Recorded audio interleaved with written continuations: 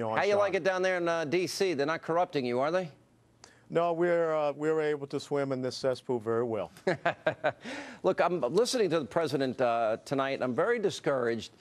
Why did he even bother to send the troops in for the surge, which he took a long time making a decision on, and only gave a fraction of them? Why did he even bother if this was the plan? It doesn't seem to make sense to me. Why isn't he listening to General Petraeus?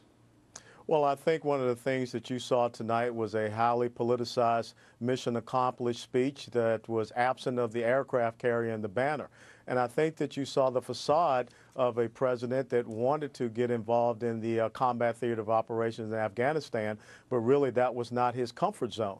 I think when you look at this speech, the money line that the president used was that America, we're going to start nation building at home, which is exactly what he'd like to have his focus on. So this ended up being more of a campaign speech than really a strategy speech for that combat theater of operations. I asked Senator McCain this. Did you find it odd, as I did, that he didn't bring up General Petraeus' name in this speech? You're absolutely right. No talk about some of the incredible theater commanders that you have there, General Petraeus and maybe some of the other subordinate commanders. A hat tip to the Marines who have done an incredible job down there in Helmand Province. But, you know, that is why this speech was really focused more so on the president, because you look at what has recently happened with his poll numbers. All right, the war is ongoing. The conflict is ongoing. He's saying the war is going to end. He's telling the enemy the date, this artificial deadline that he set. Didn't talk about winning. Who won this conflict? Well, one of the interesting things is when the president says that we are going to conduct this drawdown from a position of strength.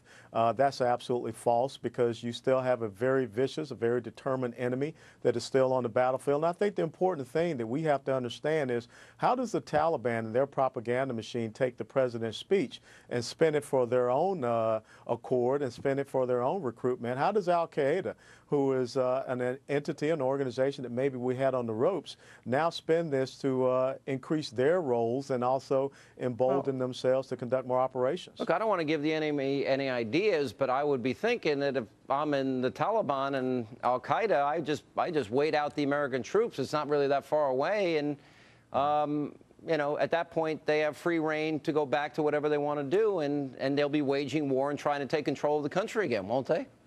You're absolutely right. It's not just what the Taliban would do, but now also start to think about, what will the tribal leaders and those people who were willing to trust us in Afghanistan do?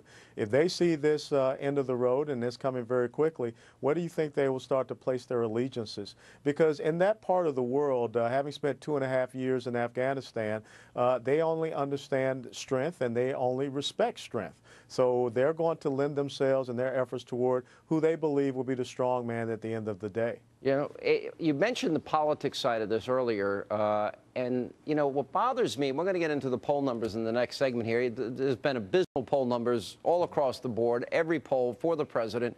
And why do I suspect that the president thinks he needs to shore up his left-wing base here? Do you think that was a big consideration for him? Well, when you hear a lot of talk about war fatigue, that's one of the things that he wants to do. And once again, it has never been in his comfort zone to be the commander-in-chief. I think he was far more comfortable in accepting the Nobel Peace Prize. So he's looking to move away from that and reestablish himself with the anti-war left. But once again, the thing that you always have to understand, Sean, is you can say as the commander-in-chief of our forces that combat operations is over, but the enemy still has a vote. What did you think when the president went lawyer shopping after he rejected the views of his top lawyers at the Pentagon and the Justice Department as it relates to their position on the War Powers Act and his need to go to Congress to get approval for the ongoing, I'm sorry, they're not hostilities.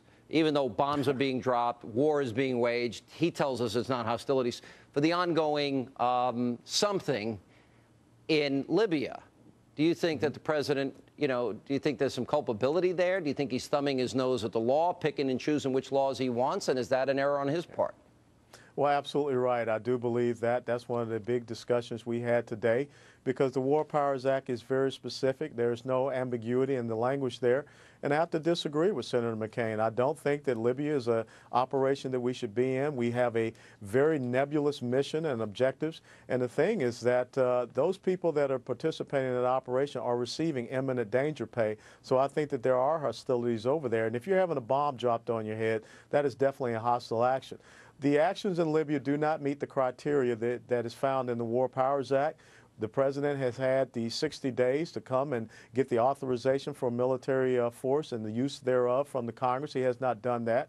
He sent a very nebulous report that came from some underlings in the Department of Defense and Department of State.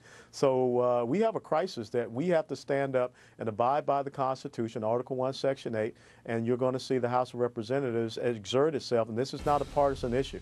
He's given the former President Clinton a run for his money on parsing words. Now we're defining what the term hostility means.